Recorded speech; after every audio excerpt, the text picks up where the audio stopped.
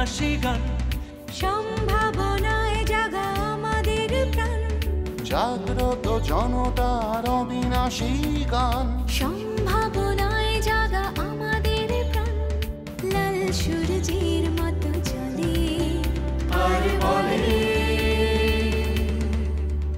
একই দৃশ্যময় বাংলাদেশ, দেখি বিশ্বময় বাংলাদেশ, একই দৃশ্যময় বাংলাদেশ, দেখি বিশ্বময় বাংলাদেশ।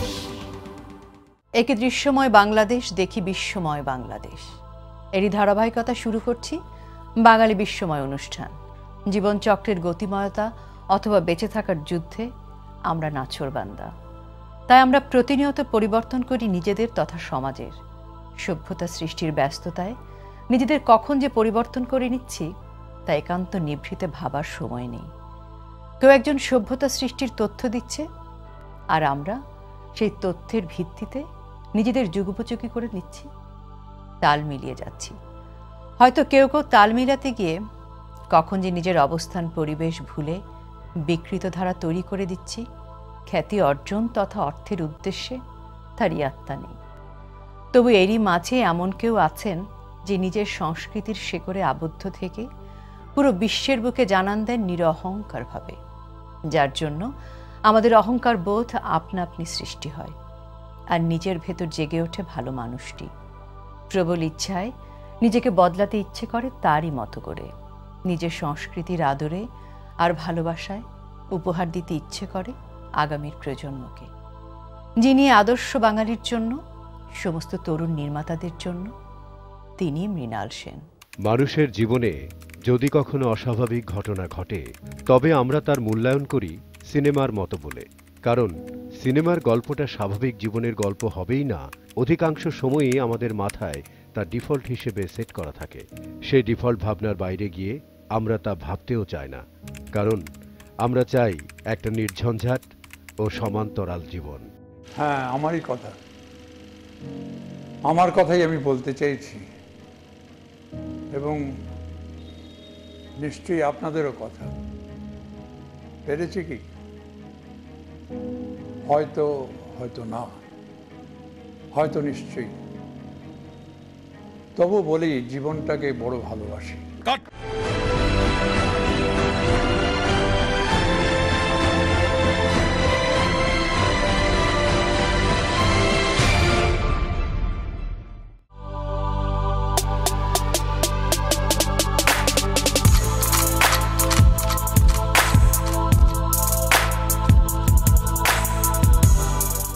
এমন একজন চিত্র পরিচালক যার নির্মাণশৈলী দর্শকদের বাস্তবতার উপর দাঁড়িয়ে সচেতন চোখে দেখতে শেখায়, তারই সঙ্গে তাদের ঘটে শিল্পবোধের উচ্চারণ। এমনই শিল্প সত্য ও বাস্তবতার পথে পৌঁছে দেয়া একজন পরিচালক মৃণাল সেন।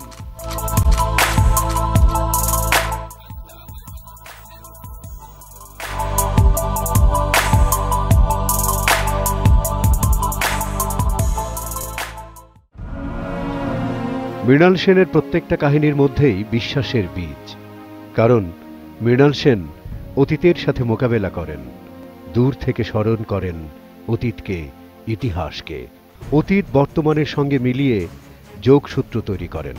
অতীতের সাথে বর্তমানের যোগাযোগ ঘটাতে গিয়ে মনের গভীরে অসতর্কভাবে এসে যায় এমন কিছু কথা, যে কথা খুলে দেয় অতীত আর বর্তমানের বন্ধ দরজা।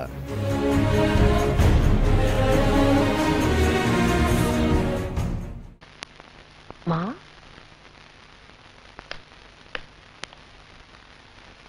क्या हुआ? इस तरह अकेले क्यों बैठी हो? माँ,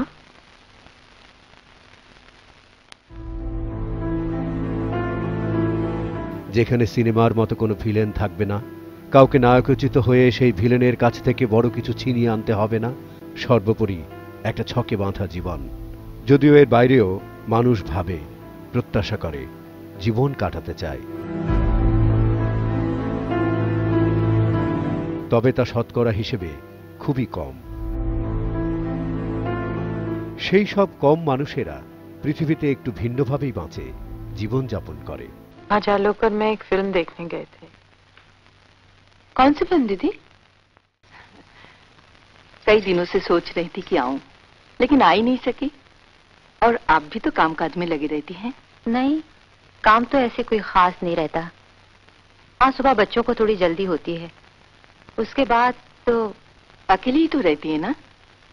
मैं भी ये सोच रही थी, बाहर जाते तो कभी देखा नहीं।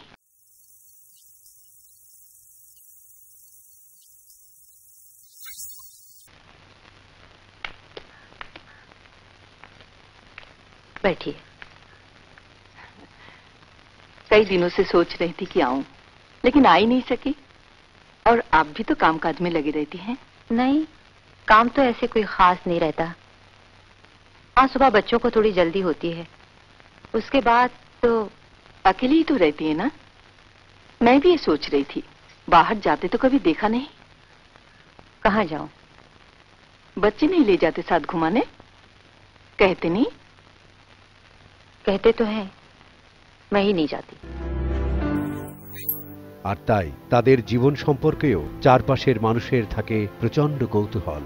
বাংলা চলচ্চিত্রের পথে তেমন একজন ভিন্ন জগতের মানুষ চিত্র পরিচালক মৃণাল সেন, যিনি সকল চলচ্চিত্রকারদের হাত ধরে বাংলা চলচ্চিত্রকে বিশ্ব দরবারে পরিচিত করিয়ে মৃণাল সেন হয়েছেন শীর্ষস্থানীয়, ঈর্ষণীয়।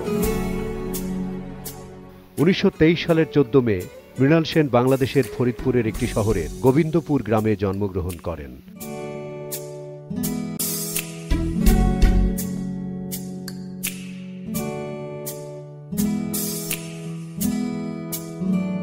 বাবা দীনেশচন্দ্র সেন পেশায় আইনজীবী, তিনি জেলা কোর্টের বার উকিল নেতা।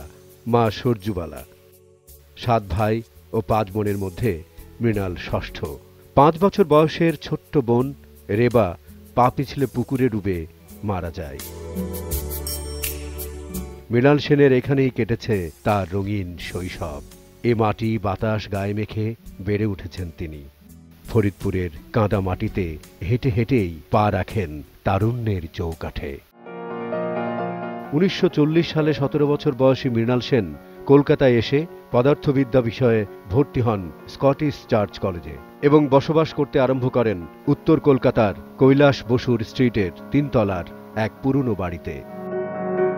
বাংলাদেশে পরিবার ছেড়ে কলকাতায় আসার পর মৃণাল সেনের কেন যেন ভয় করতে লাগলো। এ যেন এক বিশাল জনসমুদ্র। সবাই নিজেকে নিয়েই ব্যস্ত, কেউ কারো সম্পর্কে কোনো খবরই রাখেন না। মৃণাল সেন যেন সেই জনসমুদ্রে হারিয়ে যাচ্ছে।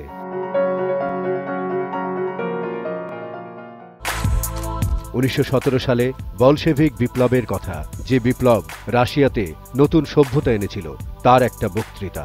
এটা ছিল মৃণাল সেনের বাবার। এই বক্তৃতা পড়ার পরই মৃণালের ভেতরে ভেতরে কিছু একটা ধীরে ধীরে তৈরি হচ্ছে এবং মৃণাল বদলাতে আরম্ভ করেছেন।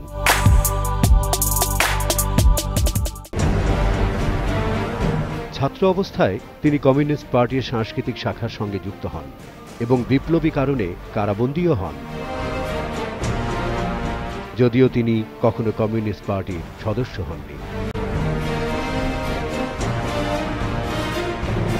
40-এর দশকে তিনি সমাজবাদী সংস্থা ইন্ডিয়ান পিপলস থিয়েটার অ্যাসোসিয়েশনের সঙ্গে যুক্ত হন এবং যার মাধ্যমে তিনি সমমনোভাবাপন্ন মানুষদের কাছাকাছি আসেন। কলকাতা বিশ্ববিদ্যালয়ে পড়াশোনা শেষ করবার পর তিনি একজন সাংবাদিক, একজন ওষুধ বিপণনকারী। 5 মাস চাকরি করার পর চলচ্চিত্রে শব্দ কলাকুশলী হিসেবে কাজ শুরু করেন। মৃণাল সেন নির্মাণশৈলী দর্শকদের বাস্তবতার উপর দাঁড়িয়ে সচেতন চোখে দেখতে শেখাবে, তারই সঙ্গে তাদের ঘটাবে শিল্পবোধের উচ্চারণ। এমনই শিল্প সত্য বাস্তবতার পথে পৌঁছে দেওয়ার ইচ্ছা থেকেই সিনেমা তৈরি করার সিদ্ধান্ত নেন মৃণাল সেন।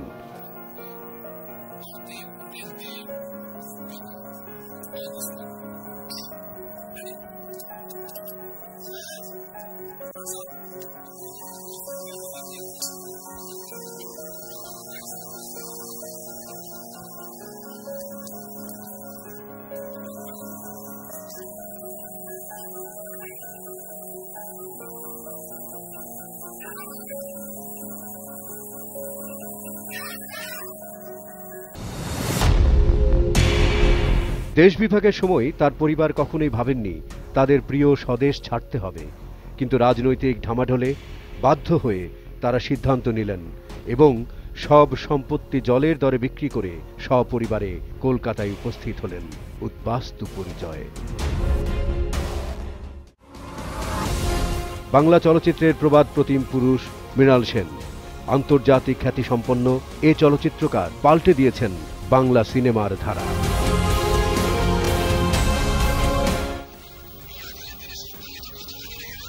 যার সব ছবি ক্রমে কলকাতাকে এমন পরিসর হিসেবে বর্ণনা করে যার অনুবাস্তব ধারণ করে থাকে সর্বজনীন দক্ষিণের বাস্তবতা।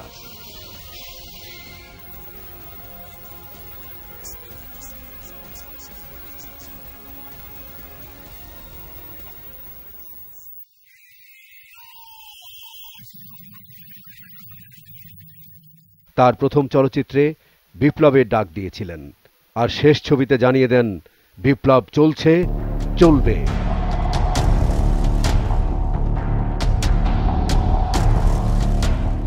Mrinal became, was another kind of filmmaker. His earlier films were extremely political in nature. They were very strongly political films. And not only were they very strongly political films, they had a bit of agitprop in them. তাহলে আসছো তো কাল দুপুরে? কাল তো পারবো না, তবে আব্বা নিশ্চয়ই আসবে। ঠিক আছে। 10 মার্চ 1953 সালে উত্তর কলকাতার মেয়ে নাট্যাভিনেত্রী গীতা সেনকে ভালোবেসে বিবাহ করেন। 1954 সালের 24 সেপ্টেম্বর প্রথম ও একমাত্র সন্তান কুণালের জন্ম।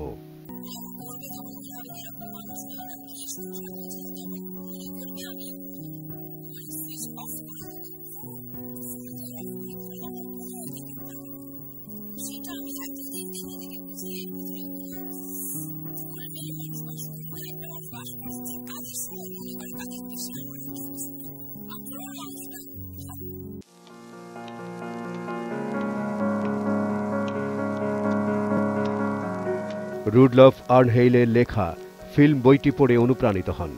বইটিতে সিনেমার শিল্পের দিকটাই বেশি আলোচিত ছিল। এরপর একাধারে বিভিন্ন দেশের সিনেমা ও থিয়েটার দেখা আরম্ভ করেন। ক্যালকাটা ফিল্ম সোসাইটির দৌলতে চলতি ছবির আন্দোলনে সক্রিয় হয়ে ওঠেন। ফলস্বরূপ লিখতে আরম্ভ করলেন বেশ কিছু প্রবন্ধ। সেগুলো সিনেমা আঙ্গিক, শৈল্পিক দিক দিয়ে সিনেমার সামাজিক প্রেক্ষাপটের যে দর্শন আছে সেই দর্শনের কথাও। এই সবের প্রেক্ষিতে একটি শব্দ নিউ সিনেমা ব্যবহার করে 1955 সালে 21 অক্টোবর মুক্তি পায় মৃণাল সেন পরিচালিত প্রথম ছবি রাত ভোর। ছবিটি ব্যবসায়িকভাবে সাফল্যের মুখ না দেখলেও দ্বিতীয় ছবি নীল আকাশের নিচে নির্মাণ করে তিনি জানিয়ে দেন নিজের জাত। ব্যবহার করি না, ফরেন স্টাফ আমি ব্যবহার করি না। নে নে ম্যাম সাহেব, মি নো ফাইন, हम नो फाइन, हम चीना मैन, नो फाइन। ये देखो, ये नो वाइट, नो इंग्लिश, चीना मैन। ये देखो, आप देखो, ये देखो, नो ब्लू, नो ब्लू, चीना मैन। ये देखो, नो दिस। ভারতীয় চলচ্চিত্রের ইতিহাসে মৃণাল সেনকে আমার বরং শুরুতে একটু রক্ষণশীল মনে হয়। কেননা যদি সত্যজিৎ রায়ের সঙ্গে বা ঋত্বিক ঘটকের সঙ্গে তার তুলনা করি, তাহলে দেখব যে তারা দুজনেই নববাস্তববাদের একটা নতুন মুহূর্ত সুযোগে নিজের মতন করে চলচ্চিত্র ভাষা আবিষ্কার করেছিলেন। সে ভাষায় মিল ছিল না, কিন্তু তারা দুই বিপরীত দিক থেকে জনপ্রিয় চলচ্চিত্রের ভাষাকে প্রশ্ন এবং পরীক্ষা করেছিলেন। তুলনায় মৃণাল সেনের প্রথম ছবি রাত ভোর, এমনকি দ্বিতীয় ছবি নীল আকাশের নিচেও প্রচলিত নন্দন তত্ত্বের প্রতি অনুগত। যেমন হেমন্ত কণ্ঠ, যেমন আকুলতা, যেমন মেলোড্রামাটিক আবেগ। নদীরে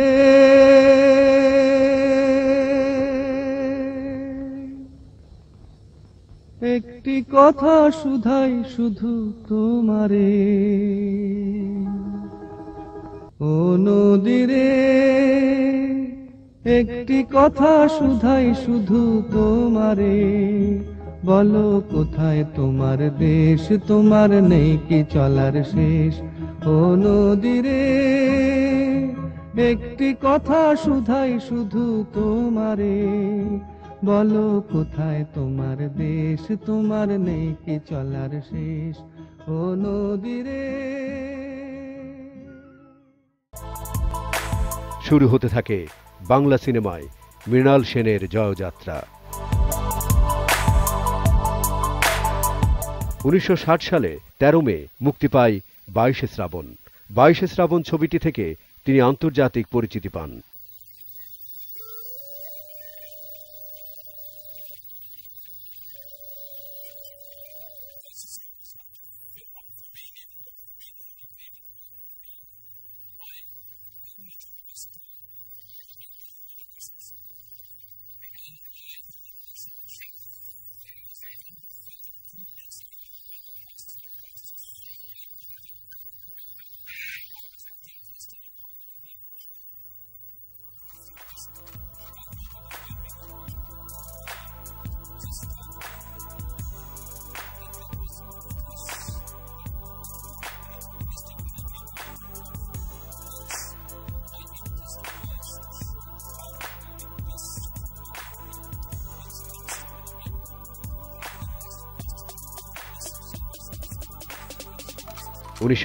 সালের 15 সেপ্টেম্বর মুক্তি পায় পুনশ্চ।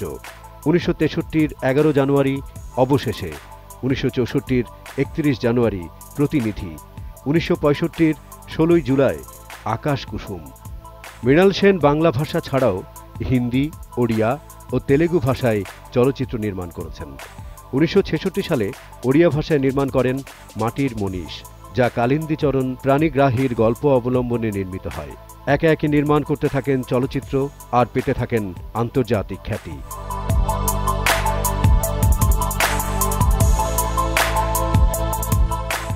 বাংলা চলচ্চিত্রের আধুনিক রূপরেখা দিয়েছিলেন তিনি।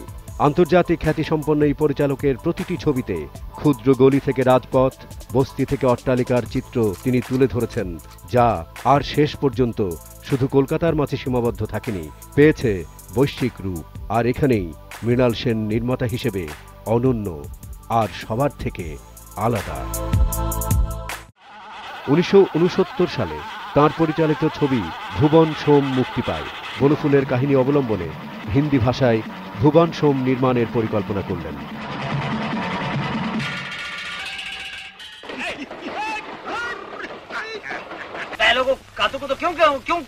कर रहे थे कुतु कुतु कुतु कुतु कुतु हाँ नहीं कातु कुतु कातु कुतु कातु कुतु कुतु कुतु कातु कुतु कातु कुतु नहीं जानते सुसुरी सुसुरी सुसुरी अभी तुम बैलों को क्या कर रहे थे ये गदगदिया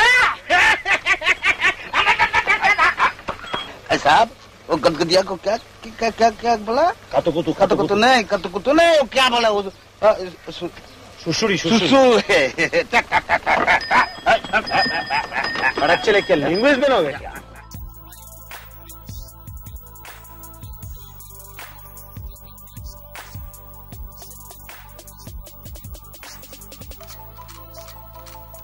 धीरज रखिए, मुझे पगड़ी बांध तो लेने दीजिए। देखिए आपको क्या से क्या बना दूंगी, बिल्कुल गांव का पटेल लगेंगे आप।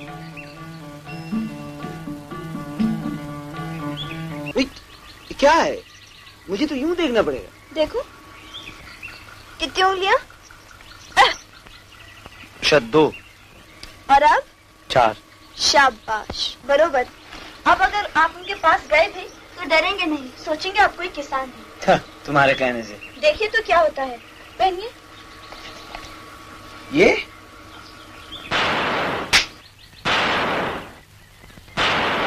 As far as Bhuvan Shom was concerned, I kind of sleepwalked through it, in the sense that I'm told that I was very natural. I think I was natural because I didn't know what I was doing, in the sense that I didn't know the consequences of what I was doing. You know, I had seen a close-up in a film, but I didn't know anything about giving a close-up. And I had no idea how big my face would look on the screen. So all that being happily hidden from me. But if you ask me about acting in Bhuvan Shom, I don't know. সেখানে এক সূত্রধরের চরিত্রের প্রয়োজন। অমিতাভ আসেন মৃণাল সেনের কাছে, বলেন দাদা আমি বাংলা জানি। মৃণাল সেন বলেন আমার ছবি হিন্দি। অমিত বলে আমাকে দিয়ে একটু ট্রাই করে দেখবেন। মৃণাল সেন পরিচালিত ভুবন সেন ছবিতে ভাষ্যকারের ভূমিকা পালনের মাধ্যমে বলিউডের রূপালী জগতে প্রবেশ করেছিলেন আজকের মেগাস্টার অমিতাভ বচ্চন। এবং টাইটেলে শুধু অমিতাভ নামটাই ওঠে। সেই প্রথম সম্মানী নিতে অসম্মতি জানালে মৃণাল সেন বলেন, এটা ইন্ডাস্ট্রি, এখানে প্রত্যেক কলাকুশলী তাদের সম্মানই পাবে, এটাই নিয়ম। সিনেমায় যিনি এক দুঃসাহসিক নির্মাতা, ঘটনাকে শুধু দেখান না, এর মাধ্যমে ভাবতেও শেখান। এই বরেণ্য নির্মাতা মৃণাল সেন, যিনি আমাদের বাঁকাচোরা জীবনের ছবি তুলে গিয়েছেন, যেখানে মধ্যবিত্ত জীবনের আপাত মসৃণতা ফেটে নারকীয় ক্ষয়, স্বপ্নভঙ্গ, তিক্ততা, কর্কশ অনুভূতিরা বেআব্রু হয় চিরকালই। তাই তিনি তার্কিক, স্রোত বিরুদ্ধ, বিশ্বাস অবিশ্বাসে কট্টরবাদী মৃণাল সেন।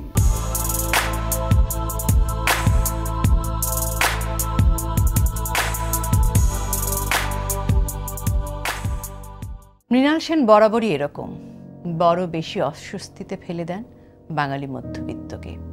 তিনি সিনেমাতে চোখে আঙুল দিয়ে দেখাতে থাকেন আমাদের বেঁচে থাকায় কত রকমের অসঙ্গতি। যেমন সাধারণের একটা বড় অংশ যখন বুভুক্ষাগ্রস্ত এক শ্রেণীর মানুষ, তখন দিব্যি খেয়ে পড়ে বেঁচে আছে। কি করে? বাজারে খাবার জোগান আছে, এক দলের দখল আছে সেই খাবারের ওপর, অথচ অন্য দলের নেই বলে তারা শুকিয়ে মরে যাচ্ছে। এও বা হচ্ছে কি করে?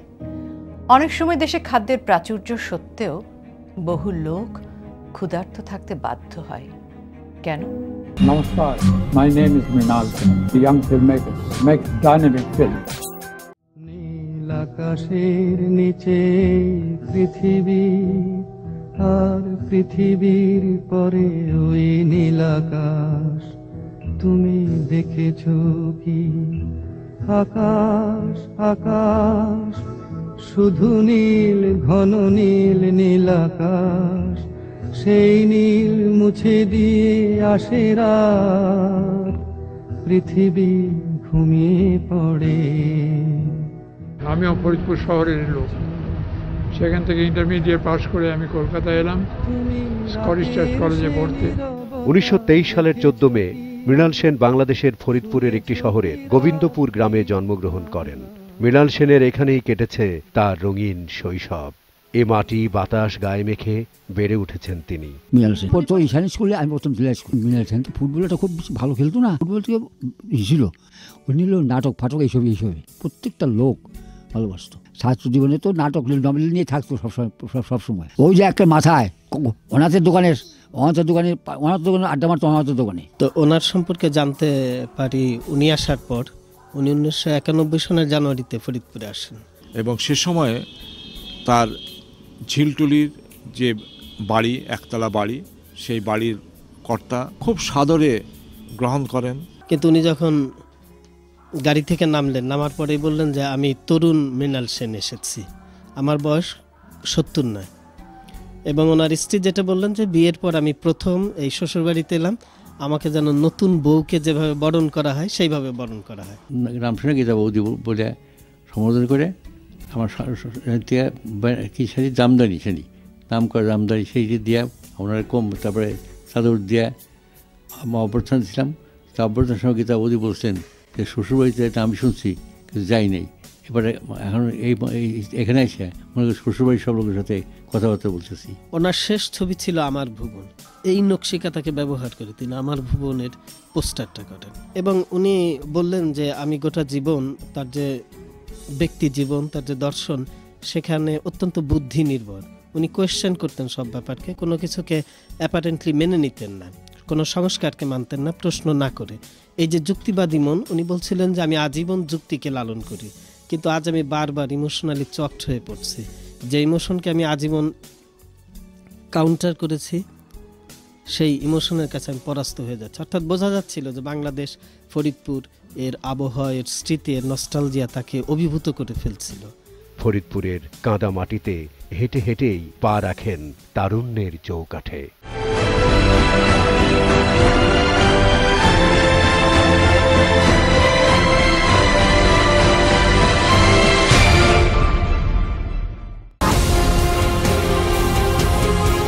সমস্ত নিয়ম ভেঙে যিনি পাল্টে দিয়েছিলেন বাংলা সিনেমার ধারা, বাংলাদেশি বংশোদ্ভূত ভারতীয় এই প্রখ্যাত চলচ্চিত্র নির্মাতা নিজ আলোয় আজ উদ্ভাসিত জগৎময়, যাঁর হাতের ছোঁয়ায় সেলুলয়েড সেজে ওঠে নতুন রূপে।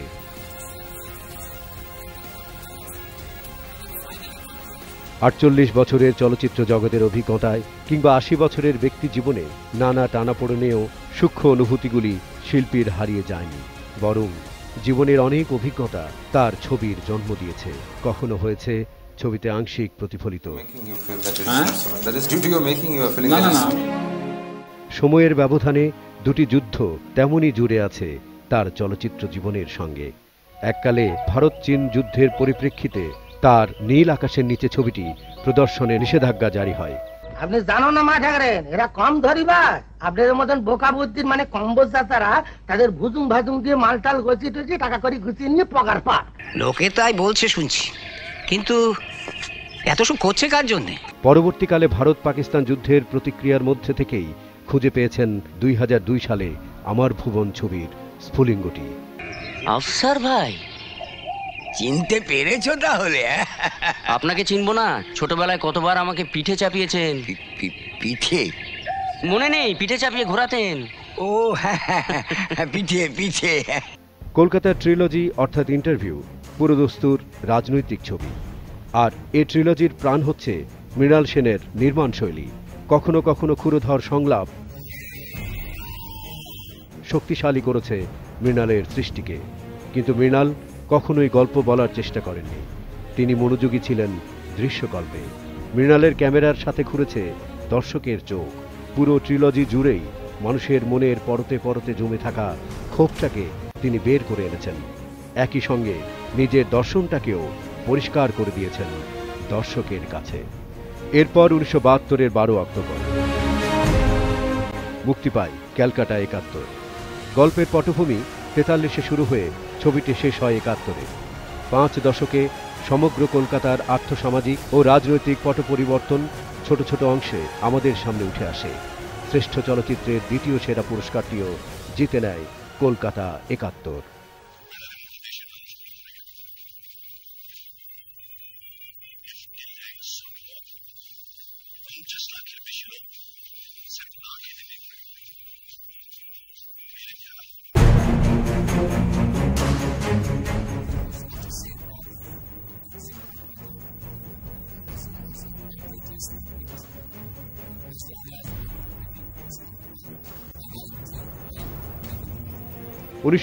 সালের 27 সেপ্টেম্বর মুক্তি পায় পদাতিক। বহুকাল ধরে অটল দাঁড়িয়ে থাকা শোষণের দেয়ালটার যখন গুড়িয়ে পড়ার সম্ভাবনা উঁকি দিচ্ছিল, তখনই বিপ্লব পথভ্রষ্ট হল। পদাতিকে বিপ্লবীদের মাঝে অন্তর্দ্বন্দ্বটা পরিষ্কারভাবে তুলে ধরেছেন তিনি। আদর্শ থেকে বিচ্যুত ভুল পথে হাঁটতে থাকা বিপ্লবীদের সতর্কও করে দিয়েছেন, কিন্তু সবকিছু ছাপিয়ে বিপ্লবটা অবশ্যম্ভাবী ছিল।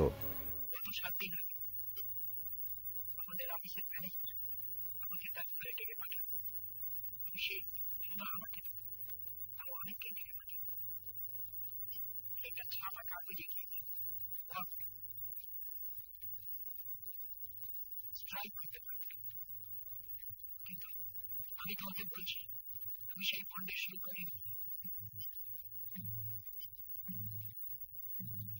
যাও।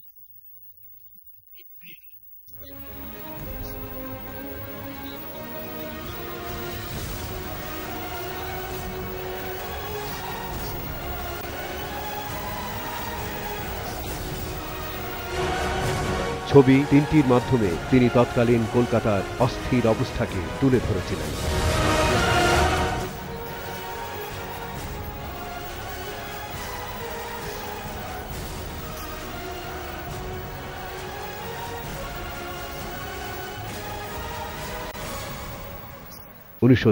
साल काला है हीरो बनेगा, शक्ल देखिए आईने में। कई लोगों ने दावे से कहा था अगर ये लड़का बन गया ना तो इंडस्ट्री छोड़कर चला जाएगा। जिसको डांसर से लेकर डांस इंडिया डांस, बोलने वाले तो निकल गए लेकिन अपन टिक गए। कोई शक?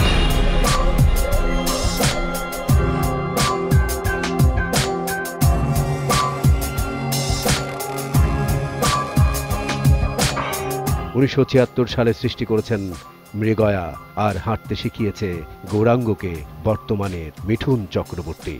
हाँ, पहाड़ से जंगली सुअर आता है, हाथी आता है, खेत की खड़ी फसल उजाड़ के जाता है, गांव में बाघ आता है, गाय, बछड़ा, बकरी, आदमी जो भी मिले उठा के ले जाता है। जानवर हमारा दुश्मन,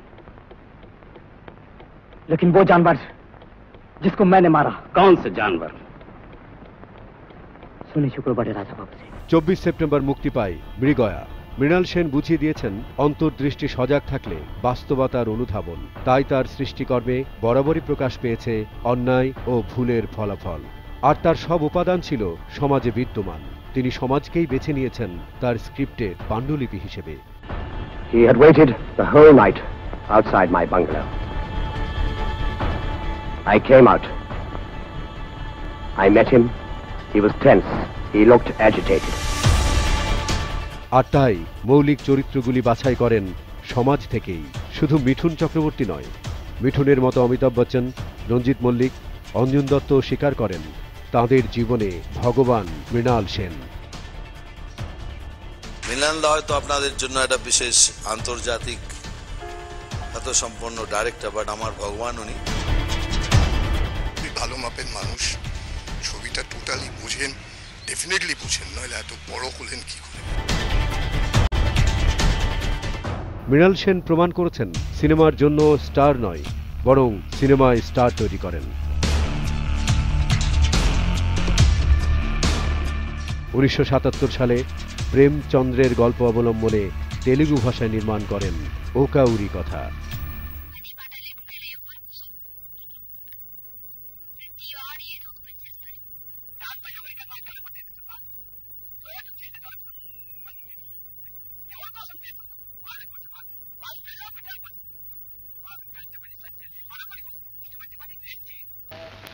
জানো মা, মাঝে মাঝে কেমন ভয় ভয় করে।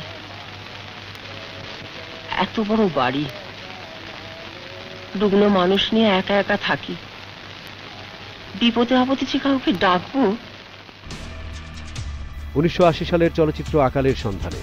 আকালের সন্ধানে 1981 সালের বার্লিন আন্তর্জাতিক চলচ্চিত্র উৎসবে বিশেষ জুরি পুরস্কার হিসেবে রূপোর ভালুক জয় করে। নমস্কার নমস্কার, বসুন। নমস্কার নমস্কার। যা মহোৎসব লাগিয়ে দিয়েছেন, থাকতে পারলাম না, চলে এলাম। যন্ত্র লাইট হলে বলবেন। আলাপ করিয়ে দিই, আমাদের একজন অভিনেত্রী। আপনি বোধহয় এই গ্রামে বহুদিন আছেন না? হ্যাঁ, 40 বছর, ছেলে চড়াই আর কি। তার ছেলেবেলায় অভিনয় করার শখটা ছিল? একেবারেই না। এই ছবিতে দেখানো হয়েছিল একটি চলচ্চিত্র কলাকুশলীদের একটি গ্রামে গিয়ে 1943 খ্রিস্টাব্দের দুর্ভিক্ষের ওপর একটি চলচ্চিত্র তৈরির কাহিনী। কিভাবে 1943-এর দুর্ভিক্ষের কাল্পনিক কাহিনী মিলেমিশে একাকার হয়ে যায় সেই গ্রামের সাধারণ মানুষদের সাথে, সেটাই ছিল এই চলচ্চিত্রের সারমর্ম। All lights! কালের সন্ধানে 15A/1 take 1. Action! আরে বাজনা কি হলো? বাজাও।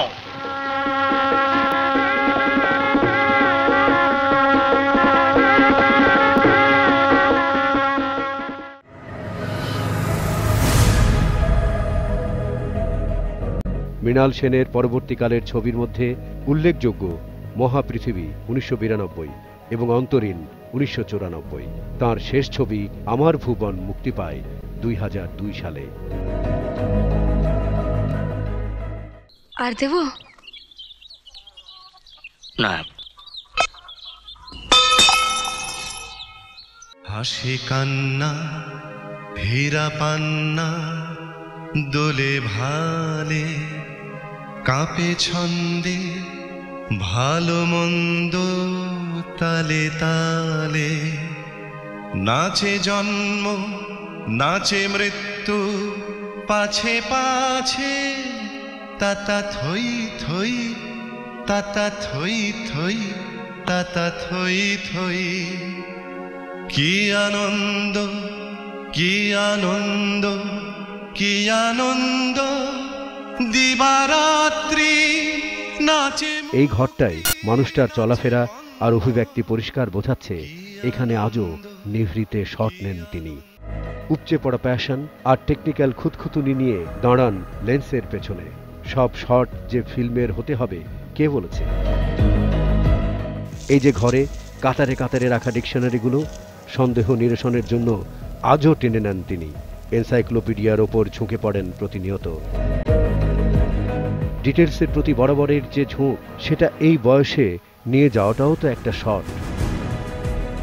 মধ্যবিত্ত সমাজের নীতিবোধকে মৃণাল সেন তুলে ধরেন তাঁর খুবই প্রশংসিত দুটি ছবি, একদিন প্রতিদিন 1979 এবং খারিজ 1982 মাধ্যমে। খারিজ 1983 সালের কান আন্তর্জাতিক চলচ্চিত্র উৎসবে বিশেষ জুরি পুরস্কার পেয়েছিল।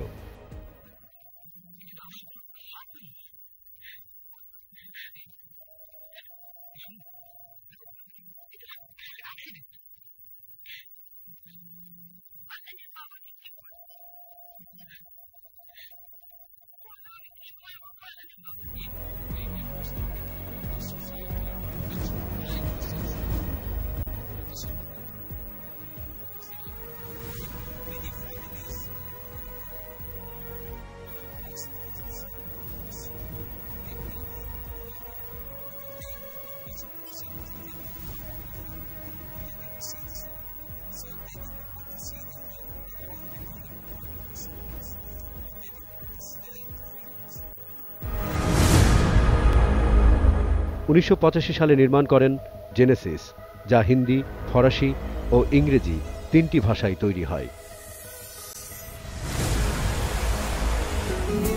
বর্তমানে এ পরিচালক বয়সের ফাঁদে পড়ে নির্মাণ থেকে দূরে সরে যাচ্ছেন, তবে এখনও সিনেমা বানানোর ভাবনা ঘুরে ফিরে তার মাথায়। দক্ষিণ কলকাতার পদ্মপুকুরের কাছে এক বহুতলের 5 তলার ফ্ল্যাটে মৃণাল সেন এখনো সচেতন সিনেমা ভাবনা নিয়েই নিজেকে নিবন্ধ রেখেছেন সর্বক্ষণ। মৃণাল সেন তার ছবিতে বিষয়ের দিক থেকে সব সময়কে ধরতে চেয়েছেন। আমরা যারা শিল্প নিয়ে ভাবি, কাজ করি, সে থিয়েটারই হোক আর চলচ্চিত্রই হোক, তাদের কাছে একটা দৃষ্টান্ত মৃণাল সেন। তাকে দেখে এভাবেই পথ চলুক অনুজ প্রজন্ম।